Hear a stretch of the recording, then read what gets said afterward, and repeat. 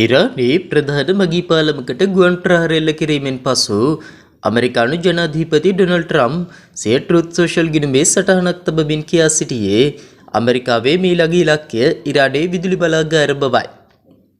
ලෝකයේ ඕනෑම තැනක මෙතෙක් ශ්‍රේෂ්ඨතම සහ බලවත්ම අපගේ හමුදාව ඉරානයේ ඉතිරිව ඇති දේ විනාශ කිරීමට තවම පටන්ගෙන නැහැ යනුවෙන් ඔහු ට්‍රුත් සෝෂල් ගිණුමේ සටහන් කර තිබෙනවා.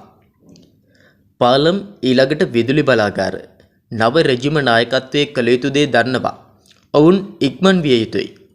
සුබහදාමේ දිනය සැමරීම සඳහා ඉරානයේ ප්‍රධාන පාලමක් මත එල්ල වූ ප්‍රහාරයකින් පුද්ගලයන් 8 දෙනෙකු මිය ගොස් ගංගිවුර ඒ අවට රැස්ව සිටි පුද්ගලයන් 95 දෙනෙකු තුවාල ලැබූ බව ඉරාන මාධ්‍ය වාර්තා කළා. ට්‍රම්ප් ඉරානයේ විශාලතම පාලම ලෙස හැඳින් වූ B1 පාලමේ ප්‍රහාරය ගැන සමාජ මාධ්‍යයේ පළ කර තිබුණා.